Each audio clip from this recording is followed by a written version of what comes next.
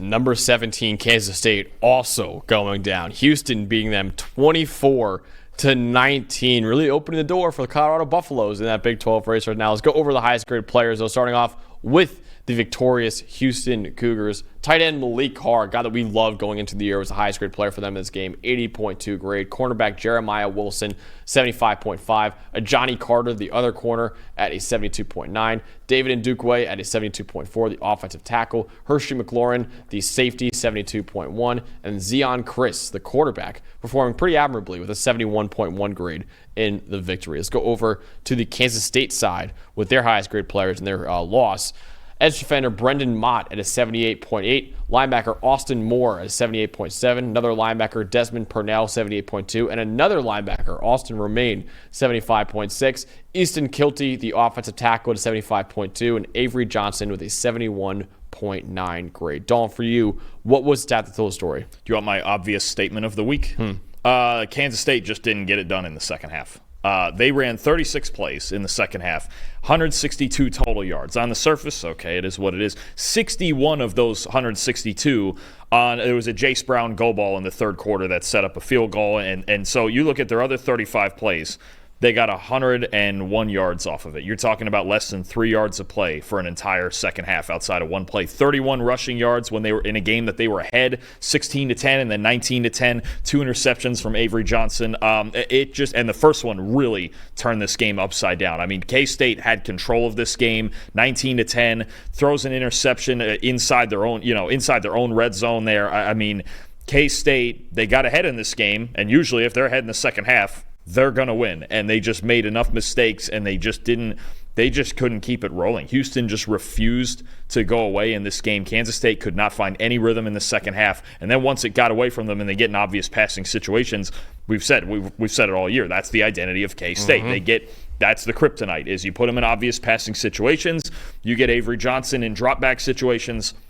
It's just not really going to happen for them outside of, an occasional go ball to Jace Brown or Avery Johnson improvising back there because he's the fastest player on the field. Their passing game by design just doesn't have a whole lot in it. And so now if you have a team like Houston that stopped the run and you're going into that, you don't have any other answers. So once again, it's a different way of going about it because they did have a 2-score lead, but this is part of K-State's identity, is they get in games like this where they don't have a ton of answers on offense. The one answer they do have is usually spectacular, but we've seen it. In the 2 games that they didn't, they blew it. I mean, the BYU game, they didn't have it from the very start, and in this game, they didn't get in their wheelhouse enough, and eventually they needed Avery Johnson to save them, and it just feels like he's not ready to do that. He had the one big go ball, same ball that he threw in this game to Brown, the one big go ball against Colorado, which did save him, but your chances of just winning on a lottery ticket 60-yard go ball, it's usually pretty low, and that's all they have in their offense right now on the passing side. Exactly, and the way to get Kansas State into obvious passing downs is to stop the run, and Houston did an amazing job in this one. Kansas State averaged 2.9 yards per carry against Houston. They really had to rely on Avery Johnson as a passer, and if you do that, like you said, any team can beat Kansas State if you really take away the run for Kansas State. And Houston, who's been one of the worst teams in the Big 12 this year, they beat them because they took away the run. DJ Giddens, 50 yards on 17 carries. Dylan Edwards, 31 yards on 8 carries. Avery Johnson, who's a really good dual threat quarterback, 18 yards on 8 carries. Only 6 broken tackles total on runs. And Dalton, before contact, Kansas State averaged 0.1 yards. 0.1 yards before contact per carry. Houston was doing an excellent job of hitting the running backs and hitting Avery Johnson immediately at the line of scrimmage, and also not missing tackles either, because that could be a big thing as well. DJ Giddens being a really dangerous player. Avery Johnson could break tackles as well. They tackled well, and they hit him early, and that's what you got to do against Kansas State, and Houston did an excellent job in that. And like I said, if you take away the run game, anybody can beat Kansas State. Yeah, absolutely. I think Houston, they did look early in the season like it was a big-time struggle, but Willie Fritz is starting to turn that thing around. And honestly, it sounds funny because this was an ugly football game, but I'm going to give Zion Chris, the quarterback, credit for my most impressive. And not just in this game, in the rain, especially late in the game, it was pouring, right? But went 11 for 11 with 103 yards and a touchdown, a 78 passing grade. Okay, 19 carries for 99 yards, game-winning touchdown run, right? But I think what needs to be said about Chris is, look, this is a guy who transferred in from Louisiana, knowing that he was coming to Houston. He wasn't going to start over Donovan Smith right away, right? Donovan Smith's pretty entrenched, but they start 1-5. Zion Chris, in all 3 games that he started and finished, okay, their loss to Kansas, he played like 10 snaps or something, and he got hurt. He missed the rest of the game.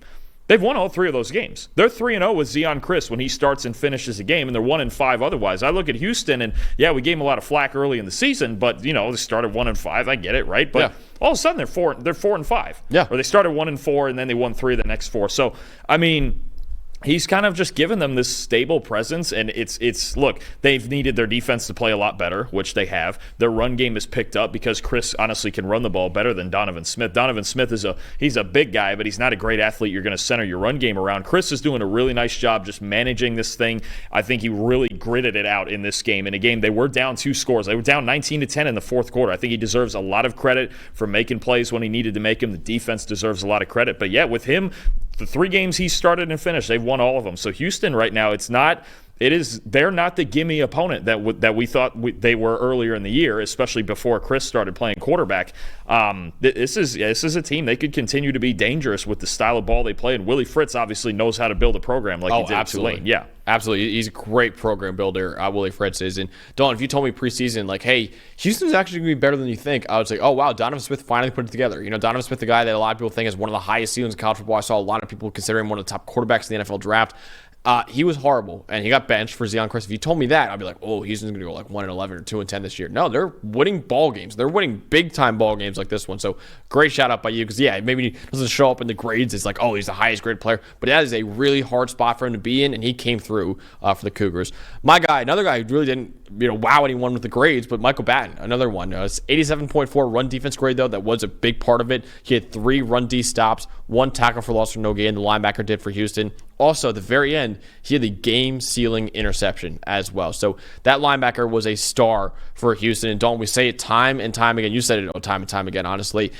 It is so hard to play linebacker against Kansas State, and yet Michael Batten was balling for Houston. So just insanely great performance by all of Houston's run defense, but Michael Batten specifically. And at the very end of the game, he made the game-sealing pick to win it, honestly, too. So really impressive performance from Michael Batten in that one. Yeah, great stuff. Great stuff. In Houston, look, they kept themselves in the ball game, just very similar to how Texas Tech did. They kept themselves in it, gave themselves one chance to win it, and they executed. So, you get the Big 12 turned a little bit upside down this week, and I think the race for especially that second spot, I think we really like BYU at the very top. But yeah, they will. Now you got a real dead heat between Iowa State, Kansas State, and Colorado for that second spot, and you're gonna see it get real tense here down the stretch, especially with Iowa State and Kansas State playing each other at the very end. Yeah, and honestly, Kansas State needs help from Colorado now.